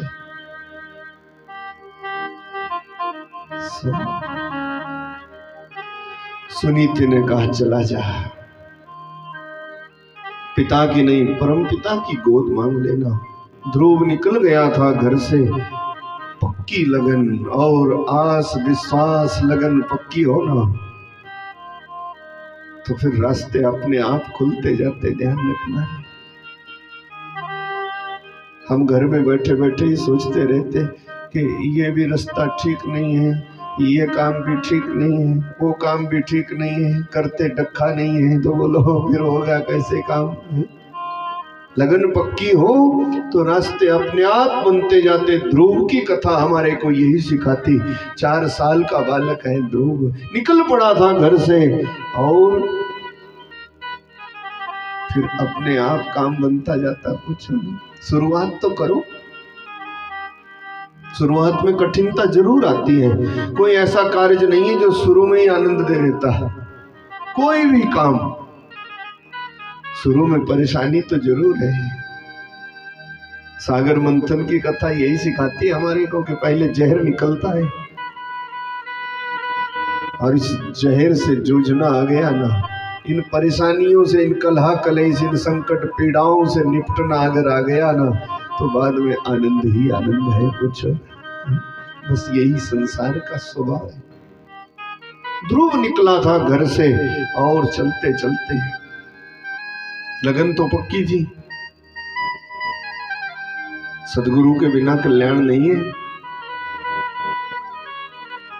पर हमारी जिंदगी इसी में चली जाती कि वो गुरु बढ़िया है, कि वो बढ़िया है, कि वो ठीक है, कि नहीं ठीक है। कोई गुरु की जटा देखता, कोई टिक्का देखता है, कोई सब कोई उसका रहन सहन देखता, कोई पहनावा, कोई ठाट बाट देखता। जिंदगी चली जाती और गुरु करने का मौका ही नहीं लगता। रे बोला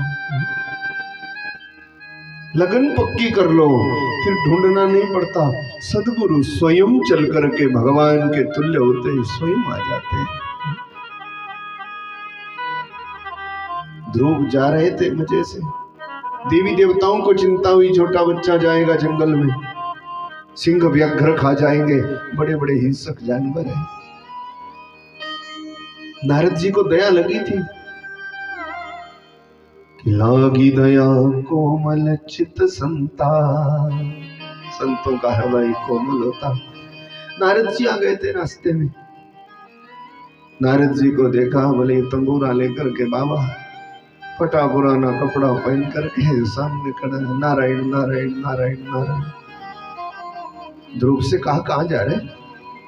ध्रुव ने कहा भगवान को पाने जा रहे हैं, हमारी माता जी ने भेज रखा है, भगवान को पाएंगे। नारद जी ने कहा थोड़ा ठहरना ठहरना, और ध्रुव ने कहा सर रहने दे, समय बर्बाद होएगा, हमें पाना है भगवान को। सो तो चलता जा रहा, बोले भयंकर जंगल है, सिंह व्याघ्र खा जाएंगे। बोले हमारी माता जी ने कहा लगन पक्की होएगी तो सब रास्ते खुलते जाएंगे। नारद जी के कहने से जरा भी नहीं रुके और फिर वेद व्यास जी को लिखना ही पड़ा। नारद जी की जुबानी अपनी कलम से लिख डाला, क्या हो तेज क्षत्रियाणाम मान भंगम अमृष्यताम। कि क्षत्रिय का तेज देखा तो आज देखा, कोई अगर देखा है क्षत्रिय, कोई ठाकुर देखा तो आज देखा। ठाकुर कौन होता जानते? जो देश की रक्षा को छाती ताने खड़ा रहता है, गौ ब्राह्मणों की अवहेलना जो कभी सहन नहीं करता, संतों का अपमान जो कभी सहन नहीं करता, वही तो क्षत्रिय है। अपराधी को जो छोड़ता नहीं है, निर्दोष को कभी सजा नहीं होने देता, वही तो ठाकुर है। ठाकुर कोई उल्टा सीधा खा पी करके, आस पड़ोस को गाली गलौज करके, गली पिछवाड़े में पड़ा रह करके अपने को हम ठाकुर हैं, हम ठाकुर हैं, ऐसे ठाकुर भी मिलते कई जगह जगह जगह। वो ठाकुर नहीं है। वो तो बेचारे ठोकर खा रहे हैं, है कि नहीं? ठाकुर तो वो है, ठाकुर ध्रुव है। नारद जी को कहना पड़ा, अहो तेज क्षत्रियणाम मान भंगम अमृष्यताम बालो अपयायम हृदाधते यत् स मातुर्वचा। सौतेली माता के वचन कैसे चुभ गए इनको।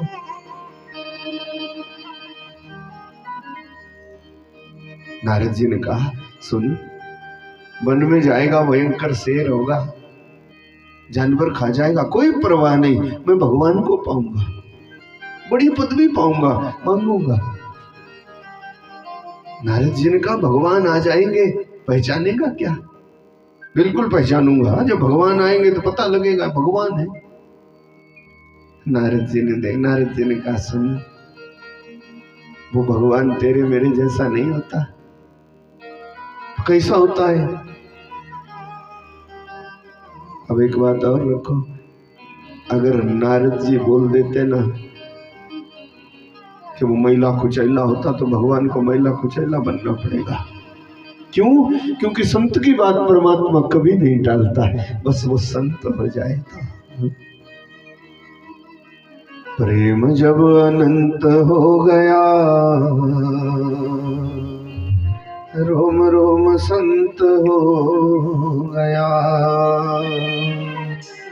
प्रेम जब अनंत हो गया, रोम रोम संत हो गया। प्रेम जब अनंत हो गया, रोम रोम संत हो गया। प्रेम जब अनंत हो गया, रोम रोम संत हो गया। प्रेम जब अनंत हो गया, रोम रोम संत हो गया। प्रेम जब अनंत हो गया, रोम रोम संत हो गया। प्रेम जब अनंत हो गया,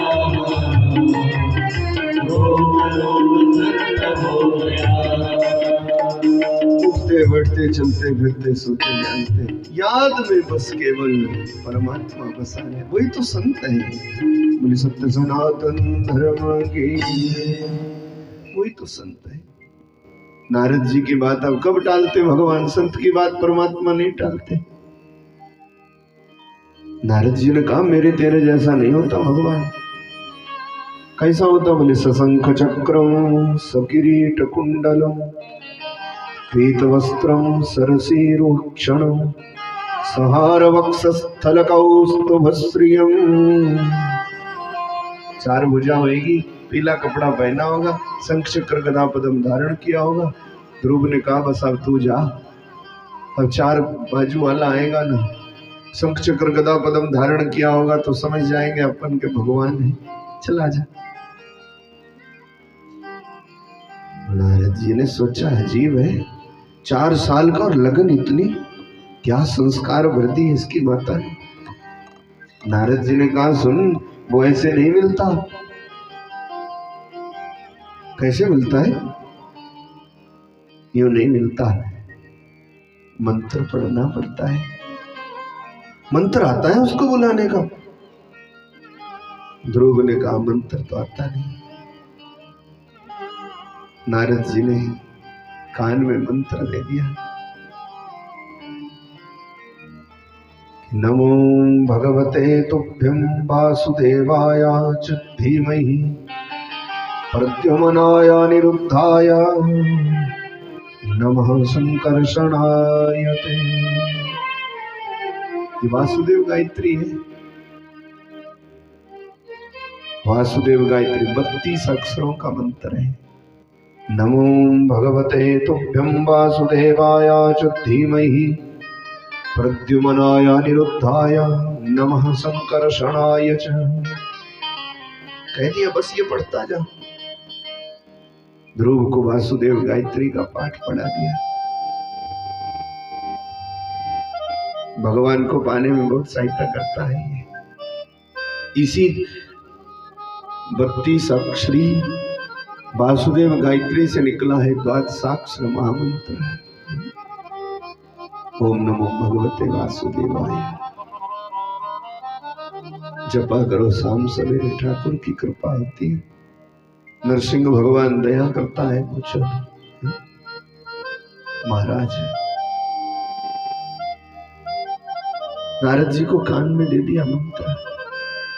कल आपको बताया था ना, 8 अक्षरों का मंत्र है।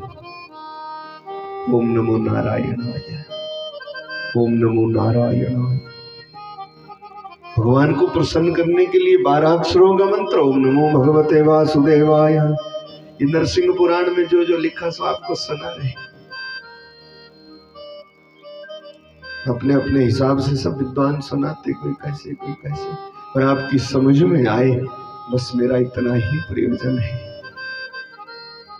भगवान को प्रसन्न करने के लिए 8 अक्षरों का मंत्र है, ओम नमो नारायणाय, ओम नमो नारायणाय, ओम नमो नारायणाय, ओम नमो नारायणाय। और 12 अक्षरों का जो 32 अक्षरीय वासुदेव गायत्री से निकला है ना, द्वादशाक्षर महामंत्र है। तभी तो नरसिंह पुराण में सूत जी ने कह दिया है ना कि गत्वा गत्वा निवर्तन्ते सूर्या चंद्रादयो ग्रहा अद्यापि न निवर्तन्ते द्वादशाक्षर चिंतका। नरसिंह पुराण का वाक्य है। सूत जी ने कहा भरद्वाज सुनो, ये कथा हो रही तीर्थराज प्रयाग में, और माघ का है महीना, ठीक इन्हीं दिनों। सो महाराज माघ का मेला चला है ना, माघ मेले में ही ये कथा हुई। सूत जी से ऋषियों ने पूछा, भरद्वाज बाबा मुख्य जजमान बने थे जिनकी कुटिया प्रयागराज में, और पूछा था नरसिंह पुराण की कथा। आज सुना रहे भरद्वाज बाबा को। सूत जी ने कहा, ये जो द्वादशाक्षर महामंत्र है, इसकी महिमा इतनी है कि पूछो ना, कि गत्वा गत्वा निवर्तन्ते सूर्या चंद्रादयो ग्रहा। समय आएगा तो सूरज नहीं रहता, चंद्रमा नहीं रहता, ये नदी नाला पहाड़ पर्वत ये बार बार मिटते रहते, बार बार बनते रहते, भाई प्रलय होती रहती, बार बार आते बार बार जाते, संसार बनते बिगड़ते जाते। अद्यापि न निवर्तन्ते द्वादशाक्षर चिंतका। पर बोले भरद्वाज, जिन्होंने इस द्वादशाक्षर मंत्र की शरण ली ना, जिन्होंने ये 12 अक्षरी मंत्र भगवान का जपा परमात्मा को पाने के लिए और भगवान को पाया, वो एक बार अमर हो गए, दोबारा कभी वापस नहीं आए। चाहे प्रलय हुई, चाहे महाप्रलय हुई, चाहे सूर्य चंद्रमा गए चाहे आए, पर द्वादशाक्षर का चिंतन करने वाला भगवान का प्यारा हो जाता, कभी दोबारा संसार चक सागर में नहीं पड़ता। वही हरि ओम नमो भगवते वासुदेवाय, हरि ओम नमो भगवते वासुदेवाय, हरि ओम नमो भगवते वासुदेवाय, हरि ओम नमो भगवते वासुदेवाय, हरि ओम नमो भगवते वासुदेवाय, हरि ओम नमो भगवते वासुदेवाय, हरि ओम नमो भगवते वासुदेवाय, हरि ओम नमो भगवते वासुदेवाय। आपसे बोलो मेरे साथ साथ 10-12 मंत्र हो जाएंगे तो बहुत बढ़िया रहेगा। मेरा भी कल्याण, आपका भी उद्धार, और इस आंगन का भी कल्याण। हरि ओम नमो भगवते वासुदेवाय, हरि ओम नमो भगवते वासुदेवाय, हरि ओम नमो भगवते वासुदेवाय, हरि ओम नमो भगवते वासुदेवाय। यही मंत्र नारद ने ध्रुव को दिया था, यही मंत्र नारद ने ध्रुव को दिया था, यही मंत्र नारद ने ध्रुव को दिया था, यही मंत्र नारद ने ध्रुव को दिया था। इससे ही उसने ये ध्रुव पद लिया था, इससे ही उसने ये ध्रुव पद लिया था। हरि ओम नमो भगवते वासुदेवाय, हरि ओम नमो भगवते वासुदेवाय। हरि ओम नमो भगवते वासुदेवाय। हरि ओम नमो भगवते वासुदेव भगवान की जय। कान में दे दिया मंत्र और ध्रुव चले सीधे चले गए थे मधुवन। मधुवन किसको बोलते जानते हैं? मधुपुरी बोलते मथुरा को। त्रेता में जब भगवान राम चले गए अपने धाम, शत्रुघ्न को राज्य देकर के मधु नाम के राक्षस को मारा, मधुपुरी बसाई, उसी को मथुरा बोलते हैं। मधुपुरी, फिर मधुरा और धीरे धीरे धीरे मथुरा।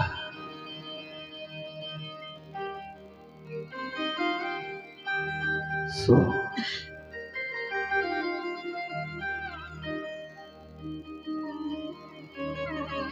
जमुना बहती है पवित्र, ध्रुव चला गया जमुना के किनारे। मथुरा की यात्रा में एक ध्रुव टीला है, एक जगह ध्रुव टीला। इस बार हम ध्रुव टीला नहीं गए, नहीं गए तो लवणासुर राक्षस की गुफा भी है वहां पर, सुंदर जगह है। ध्रुव महाराज ने जहां पर तप करके द्वादशाक्षर मंत्र का चिंतन करके नारायण को बुलाया, ये वही जगह है ध्रुव टीला। सो अगली बार ध्रुव टीला फिर देखेंगे, मेरे को याद कराना, आप तो पक्के हैं ना। बोली वृंदावन बिहारी लाल। सो महाराज ध्रुव चला गया, जमुना का जल पिया। 4 साल का बालक, लगन पक्की है। ओम नमो भगवते वासुदेवाय, ओम नमो भगवते वासुदेवाय। 3 दिनों तक ना कुछ खाया ना पिया। 3 दिनों के बाद कुछ कैंथ के फल खाए। कैंथ के फल, बोलो कैंथ तो जानते ना, कैंथ इधर होता,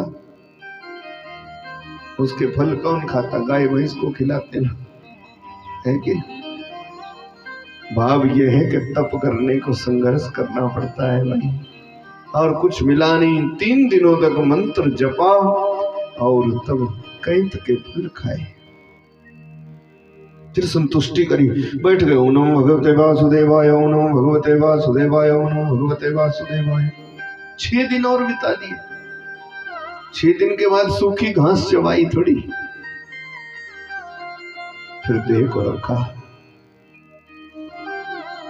9 दिन और बिता लिए और 9 दिन के बाद तब जमुना का जल पिया। अब 9 दिनों तक उसके बाद कुछ भी खाया पिया नहीं जमुना के जल के बाद। और जब 4था महीना लगा तब सांस भी बंद कर ली। पूछो ना,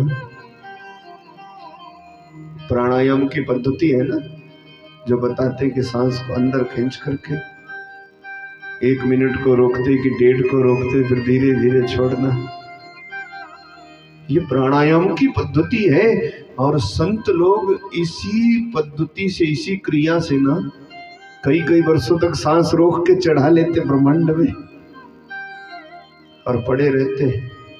देह काम नहीं करती, बस समाधि लग जाती, सांस भी नहीं लेते। बोलो कैसी पद्धति है?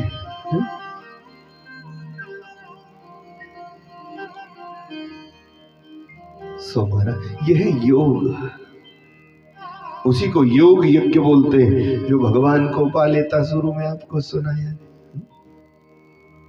कई वर्षों तक बिना सांस लिए भी संत लोग रह जाते।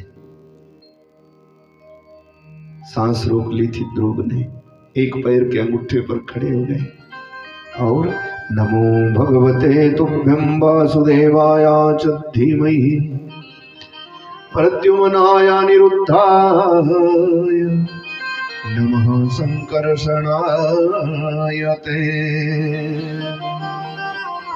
मंत्र जपते गए जपते गए जपते गए, पैर के अंगूठे से बाहर से दब गई पृथ्वी, डगमगाने लगी, इंद्र का सिंहासन हिल गया, देवी देवता घबराए। यहाँ ध्रुव ने सांस रोक करके भगवान का भजन शुरू किया ही था ना, देवताओं की सांस रुक गई, क्या करें? ऐसा कौन तपस्वी हो गया, हमारा अधिकार कौन छीन लेगा? इंद्र को डर लगा, गए थे ब्रह्मा जी के पास, ये कौन तपस्वी हो गया, कौन ऐसा साधक हो गया? ब्रह्मा जी ने कहा और तो कोई हुआ नहीं, हमारा परपोता है, ब्रह्मा जी के ही शरीर से हुए मनु महाराज। मनु महाराज जी के पुत्र है उत्तानपाद, उत्तानपाद का पुत्र ध्रुव है। बोले हमारा ही छोटा सा बच्चा है, साधना कर रहा भगवान को पाने के लिए। और देवी देवताओं ने कहा ये साधना बड़ी कठिन हो जाएगी, हमारी सांस रुक रही, कुछ करो ना। नारायण भगवान के पास गए थे, सबके सब बोले उद्धार कर दो, उद्धार कर दो। ध्रुव की तपस्या से पृथ्वी डगमगाई, घबरा रहे। और महाराज देवी देवताओं की पीड़ा शांत करने को 5.5 महीने ही हुए थे अभी ध्रुव को, लगन पक्की है तो भगवान को आते देर नहीं लगती रे। भगवान आज भी कण कण में है, भगवान आज भी जगह जगह है कि हरि व्यापक सर वक्त्र समाना प्रेम ते प्रगट होई मैं जाना।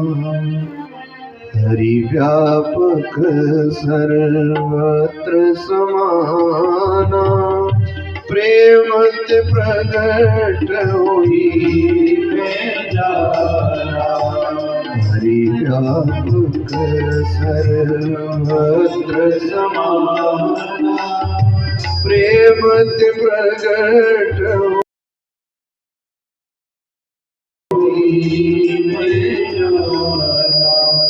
मंजन फल पेठिया तत्काला काग होई पिक बकरू मराना। मंजन फल पेठिया तत्काला काग होई पिक बकरू मराना।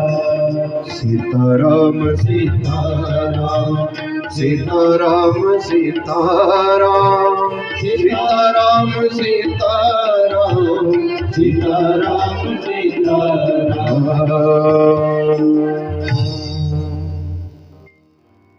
भगवान तो कण कण में आज भी है। आज ध्रुव कहां से लाए?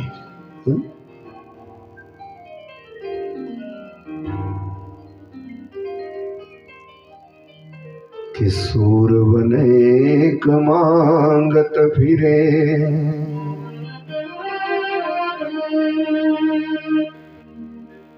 आज भी सूरदास बड़े भारी है, गांव गांव नगर नगर में मांगते फिरते रहते, पर वो सूरदास कहां से लाए जो कन्हैया को पा गए? आज भी बड़े भारी इच्छाधारी है, भगत बनते भगवान के, पर मीरा मतवारी सी चाह कहां? पर मीरा जैसी चाहत कहां से लाए कि गिरधर को आना पड़े? बोलो विष के प्याले में कन्हैया बैठ जाए। वो मीरा कहां से लाए? गिरधारी तो आज भी, कन्हैया तो आज भी है, सूरदास कहां से लाए? आज के सूरदास तो डोंगी मांगते फिरते जगह जगह। इच्छाधारी तो बड़े भारी है, मीराएं भी बड़ी भारी है, पर वो मीरा कहां से लाए जिसको केवल मतवारा बन के कन्हैया को पाने की ही चाह हो। आज भी कौन नहीं है ज्ञाता? बड़े बड़े विद्वान हैं, बड़े बड़े लेखक हैं, बड़े बड़े कवि हैं कि राम कथा तो कईयों ने लिखी, तुलसी सिमर याद कहाँ। आज भी नरसिंह बसे हर खंबन में, काढ़न को प्रहलाद कहाँ। आज भी हर खंबे में नरसिंह है, पर प्रहलाद कहां से लाए हैं? प्रहलाद नहीं है, मीरा नहीं है, तुलसी नहीं है, सूरदास नहीं है। भगवान तो आज भी है। कमी हमारी है सो दिखता नहीं है, हम भजन नहीं कर पाते। 5.5 महीने में पूरे संसार का सांस रुक गया। देवी देवता घबरा गए और गए नारायण भगवान के पास। और नारायण भगवान ध्रुव के आगे प्रकट हुए थे भाई। ध्रुव तो ओम नमो भगवते वासुदेवाय, ओम नमो भगवते वासुदेवाय, ओम नमो भगवते वासुदेवाय आंख बंद करी थी ना। ओम नमो भगवते वासुदेवाय एक पैर के अंगूठे पर खड़ा हुआ। भगवान आ गए, बड़ा शोर हुआ, भयंकर गर्जना हुई जब भगवान प्रकट हुए। ध्रुव ने आंख नहीं खोली। ओम नमो भगवते वासुदेवाय, ओम नमो भगवते वासुदेवाय, क्योंकि नारद जी ने कहा था मंत्र नहीं छोड़ना। मंत्र छोड़ेगा तो वो चला जाएगा, क्योंकि मंत्र के ही बल रहता है। मंत्र छोटा और वो गया। अब छोटा बच्चा है ना, सोचा कि मंत्र छोड़ा तो फिर वो जाएगा। पहले आंख ही नहीं खोली, घोर गर्जना हुई। तब भगवान ने कहा मैं आ गया हूँ ध्रुव, मैं आ गया, मैं आ गया। आंख खोली तो देखा सामने जैसा नारद जी ने बताया था। सशंख चक्रम सकिरीट कुंडलम, 4 भुजा शंख चक्र गदा पदम धारण कर रखा है। एकदम से समझ गया जो गुरु नारद जी ने कहा है ये वही है। इसका मतलब ये आ गया भगवान, ये आ गया। पर एकदम से गुरु की बात याद आ गई। गुरुर्वाक्यया सदा सत्यम, सत्यम देव निरंजनम। जैसा ये परमात्मा सत्य है वैसा ही गुरु का वाक्य है कि नारद जी ने कहा है कि वो जरूर आएगा, वो तो आ गया। पर नारद जी ने यह भी कहा है कि मंत्र छोड़ेगा तो वो आएगा नहीं। अब कहीं अगर मंत्र बंद किया और ये चला गया तो फिर तो बनी बनाई बात बिगड़ गई। इसीलिए ओम नमो भगवते वासुदेवाय, ओम नमो भगवते वासुदेवाय। भगवान ने कहा हम आ गए, बोल क्या चाहिए ध्रुव? बोले ओम नमो भगवते वासुदेवाय, ओम नमो भगवते वासुदेवाय, ओम नमो भगवते वासुदेवाय। भगवान ने कहा बोलना, हम प्रसन्न है, बोल क्या चाहिए तेरे को, क्या दे? ओम नमो भगवते वासुदेवाय, ओम नमो भगवते वासुदेवाय। बोल क्या चाहता है, मैं प्रसन्न हूँ, बोलना बोलना। और ध्रुव सोच रहा ये मेरे को भटकाएगा, मैं कुछ बोलने लगूंगा मंत्र छूटेगा, चला जाएगा, क्योंकि गुरु की बात मानी नहीं तो ठगा जाऊंगा। इसीलिए बोले ओम नमो भगवते वासुदेवाय, ओम नमो भगवते वासुदेवाय। भगवान ने कहा बोलना क्या चाहिए, क्या दूं मैं तेरे को? ओम नमो भगवते वासुदेवाय, ओम नमो भगवते वासुदेवाय। मैं क्या दूं? बोले ओम नमो भगवते वासुदेवाय। नारायण भगवान ने कहा दिया, मैं तेरा हो गया, बोला और क्या चाहिए? बोले ओम नमो भगवते वासुदेवाय, ओम नमो भगवते वासुदेवाय। अरे हम तेरे ध्रुव, बोलना क्या चाहिए, क्या चाहिए? बोले ओम नमो भगवते वासुदेवाय। समझ गए भगवान, ये तो नारद जी ने कृपा करी है। संत जिस पर दया कर दे उसका कल्याण हुए बिना खबर है बोला। बोले नारायण भगवान। इसीलिए संतों में श्रद्धा रखो। संत भगवंत स्वरूप थे। ये संतों का प्रेम नगर है, यहाँ संभल कर आना। आ जाए एक बार यहाँ जो हो जाए प्रेम दीवाना। ये संतों का प्रेम नगर है, यहाँ संभल कर आना। ये संतों का प्रेम नगर है, यहाँ संभल कर आना। आ जाए एक बार यहाँ जो, आ जाए एक बार यहाँ जो हो जाए प्रेम दीवाना। हरे रामा हरे रामा राम राम हरे हरे। हरे रामा हरे रामा राम राम हरे हरे। हरे कृष्णा कृष्ण कृष्ण हरे हरे। हरे कृष्णा कृष्ण कृष्ण हरे हरे। ये संतों का प्रेम नगर है, यहाँ संभल कर आना। ये संतों का प्रेम नगर है, यहाँ संभल कर आना। आ जाए एक बार यहाँ जो, आ जाए एक बार यहाँ जो हो जाए प्रेम दीवाना। हरे रामा हरे हरे। हरे कृष्णा कृष्ण कृष्ण हरे हरे।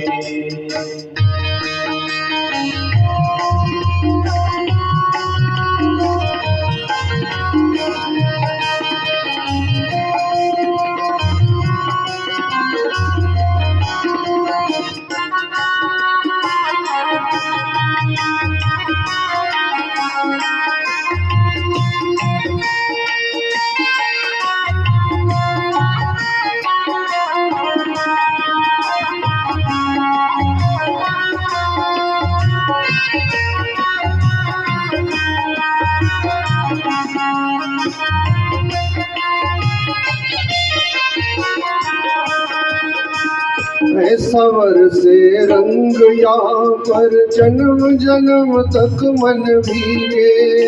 ऐसा भर से रंग यहाँ पर जन्म जन्म तक मन भीगे। बिन फागुन ये भीगे चुनरिया, बिन सावन के भवन ये भीगे। बिन फागुन ये भीगे चुनरिया, बिन सावन के भवन भीगे। ऐसी बरखा हो यहाँ पर, ऐसी बरखा हो यहाँ पर, बचे न कोई घराना। ये संतों का प्रेम नगर है, यहाँ संभल कर आना। ये संतों का प्रेम नगर है, यहाँ संभल कर आना। आ जाए एक बार यहाँ पर, आ जाए एक बार यहाँ पर, हो जाए प्रेम दीवाना। हरे रामा राम राम हरे हरे। हरे रामा हरे कृष्णा कृष्ण कृष्ण हरे हरे।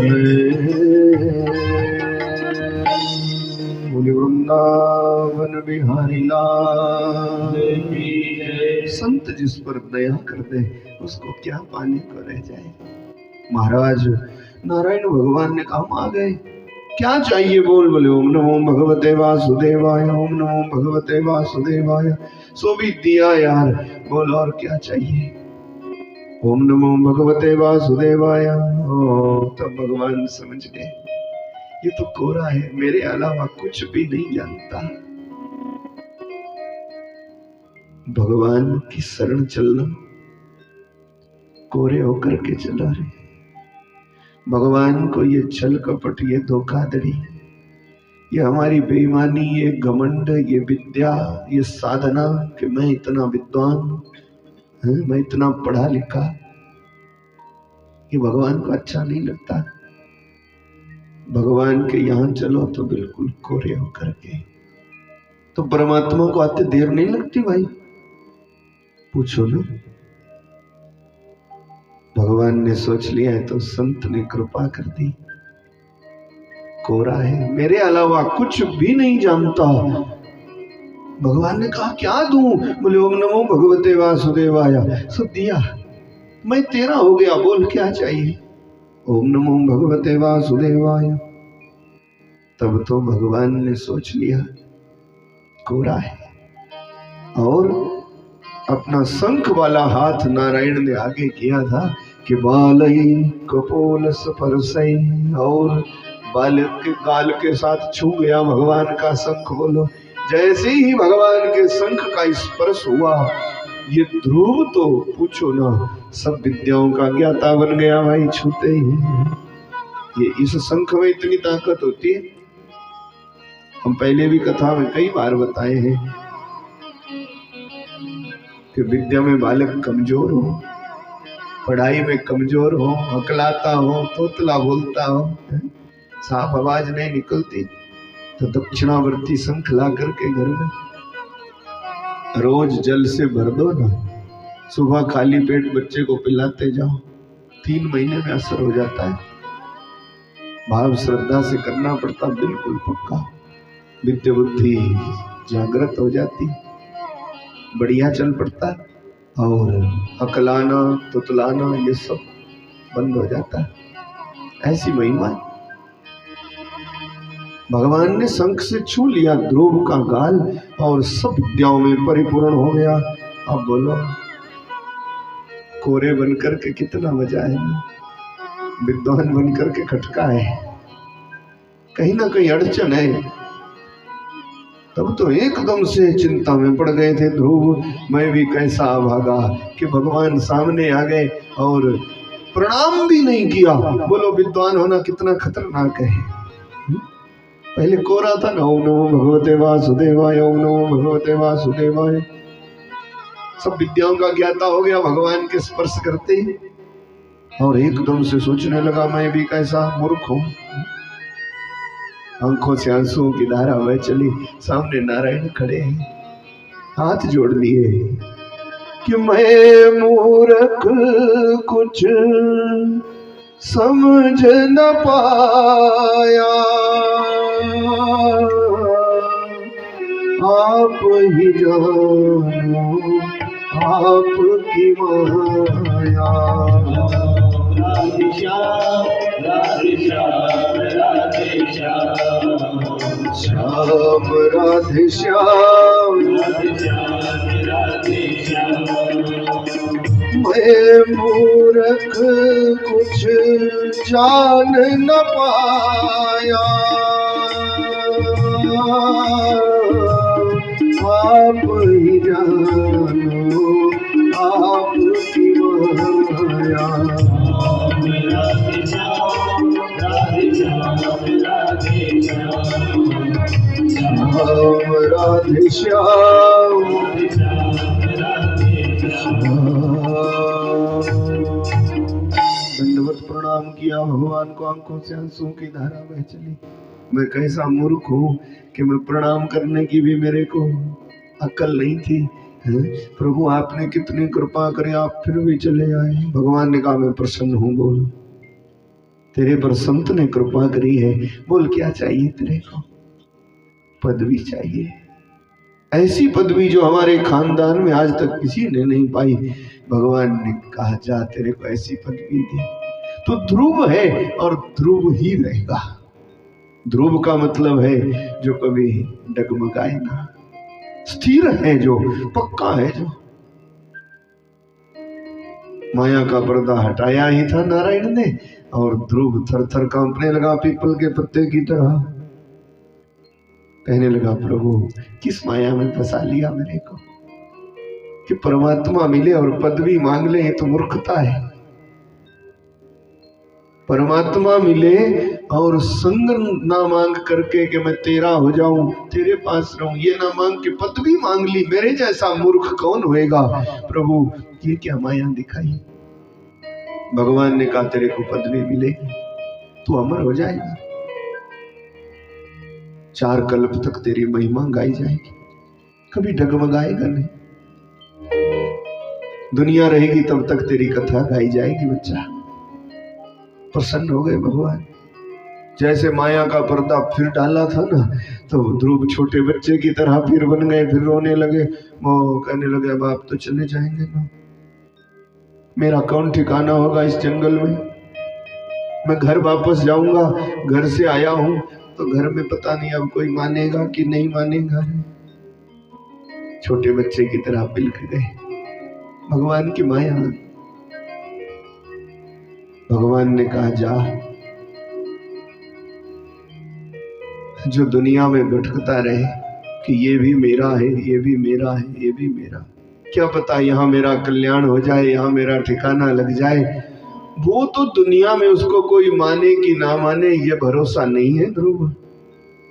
पर जो पूरी दुनिया त्याग करके केवल मेरा होकर के रह गया, उसको कहीं भी ठिकाने की कमी नहीं है। बोले नारायण भगवान। जो संसार का हो गया उसको कौन माने कि जाने, भरोसा नहीं है। पर जो भगवान का हो गया उसका त्याग कोई कर ही नहीं सकता। जा, तेरे माँ बाप तेरा स्वागत करेंगे, तेरा सत्कार करेंगे, तू चला जा। महाराज ध्रुव चला था वापस, नारायण भगवान चले गए और वापस आया तो उत्तानपाद ने खूब स्वागत किया, माताओं ने स्वागत किया। समय चलता गया, ध्रुव का ब्याह हुआ, उत्तम का भी जीवन चला। संसार में आना जाना तो है ही। उत्तानपाद भगवत धाम चले गए। ये उत्तम गंधमादन पर्वत पर जक्षों से लड़ता लड़ता मृत्यु को प्राप्त हो गया। भगवान ने जैसा कहा था, पिता की मौत के बाद 36,000 वर्षों तक तू राज्य लक्ष्मी का भोग करेगा। उत्तान के बाद ध्रुव हुआ था राजा और 36,000 वर्षों तक राज्य लक्ष्मी का भोग किया। तब अपने पुत्र को राजगद्दी पर बिठाकर भगवत धाम जाने की कामना करी। विमान आया था, हरि नाम के बल मृत्यु को भी जीत लिया था। ध्रुव ने पूछो ही ना, विमान आया था, विमान पर बैठने लगे थे ध्रुव। अभी बैठने ही लगे तब तक पीछे से एक सर्वांग सुंदरी आ गई, उसने पकड़ लिया। उसने कहा खबरदार, हमारी इजाजत के बिना पहले हमसे ब्याह करना पड़ेगा, हमारे होना पड़ेगा तब बैठ पाओगे इस विमान पर, ऐसे थोड़ी। ध्रुव ने कहा अब हम भगवान के धाम जा रहे, तेरे से ब्याह कौन करेगा? कौन है तू? बोले मेरे बिना यहां से जा नहीं सकते। कौन है तू? सूत जी कहते भरद्वाज है। जो लोक विष्णु का है उसको विष्णु लोक बोलते हैं, जो शिव जी का है उसको शिव लोक बोलते हैं। और ये कौन सा लोक है भला? जहां हम रहते हैं कौन सा लोक है? ये मृत्यु लोक है। तो यहां पर मृत्यु की इजाजत के बिना थोड़ी जा सकते। ये सर्वांग सुंदरी कहने लगी हम कोई और नहीं है, मृत्यु देवी है, पहले हमारे होना पड़ेगा तब जाना पड़ेगा। ध्रुव ने कहा अच्छा, इसका मतलब कि मरना पड़ेगा तब जाना पड़ेगा ना। पर जिन्होंने भगवान का साक्षात्कार किया, जिन्होंने भगवान को भजा, जिन्होंने डोरी राम पर छोड़ी, पूछो ना कि मरना मरना सब कहे, मरना न जाने कोई, एक बार ऐसा मरो फिर मरना न होए। जिन्होंने ये डोरी परमात्मा को सौंप दी है, फिर उनको क्या लेना देना है? बोले मरना पड़ेगा। ध्रुव ने इधर उधर देखा, विमान पर नारायण के दूत बैठे थे। उन्होंने कहा महाराज चिंता क्यों करते, आपकी दासी बन के आई है, कह रही पहले मेरे हो जाना पड़ेगा, तो कहो ना कि वो नतमस्तक हो जाए, वो गर्दन झुका ले। ध्रुव ने जैसा नारायण के पार्षदों ने कहा, मृत्यु देवी से कहा तेरे हो जाएंगे, तेरे हो जाए, यही चाहती है ना, बोले मेरे हुए बिना तो जा नहीं सकते, बोले तेरे हो जाएंगे, झुक जा। तो भगवान का भगत है, मृत्यु भी झुक जाती भाई, पर भगत हो जाओ। मृत्यु देवी झुक गई, सिर झुकाया ही था तो नारायण के पार्षदों ने कहा महाराज अब क्या देखते, मौत भी झुक गई है, अब क्या देखते हो, रखो ना खोपड़े पर पैर, पौड़ी लग गई, चढ़ जाओ विमान पर। बोली नारायण भगवान की जय। और मृत्यु मूर्धनि पदम दत्वा, सूत जी ने कहा मृत्यु के सिर पर रखा पैर, पौड़ी लग गई तो मृत्यु को जीत के विमान पर बैठ गए ध्रुव और उड़ चला भगवान के धाम को विमान ध्रुव का। जी यह है भगवान के नाम का फल। पूछो ना किस नाम का, नमो भगवते तुभ्यं वासुदेवाय च धीमहि प्रद्युम्नाय निरुद्धाय नमः संकर्षणाय ते। ओम नमो भगवते वासुदेवाय। विमान चल रहा था तो ध्रुव को अपनी माता जी की याद आ गई। बोले हमारी माता तो रह गई, हम तो भगवान के धाम जा रहे हैं तो माँ रह गई, विमान रोको वापस ले चलो, हमारी माता जी रह गई सुनीति माता। ओ भगवान के पार्षदों ने कहा महाराज जिस खानदान में आप जैसा कोई भगत कोई संत पैदा हो जाए, उस खानदान की 21 पीढ़ियां भगवान के धाम को चली जाती, और आप तो केवल माता की बात कर रहे हैं। जिस माँ का ऐसा पुत्र हो वो माँ भला कब पीछे रह सकती है। दिखाया आगे एक और विमान पर बैठी बैठी माता जी, जिसको देवांगनाएं चमर झुला रही, विमान पर बैठे बैठे जा रहे। चले गए भगवत धाम में ध्रुव, स्वागत हुआ उनका दैवलोक में, और ध्रुव लोक बना करके भगवान ने दिया, जो चमचमाते आज भी दिखते ध्रुव तारे के रूप में। बस इसका भाव एक ही है, क्या कि राम नाम कहने का मजा जिसकी जिह्वा पर आ गया, मजे लूटे प्रहलाद ने ध्रुव अमर पद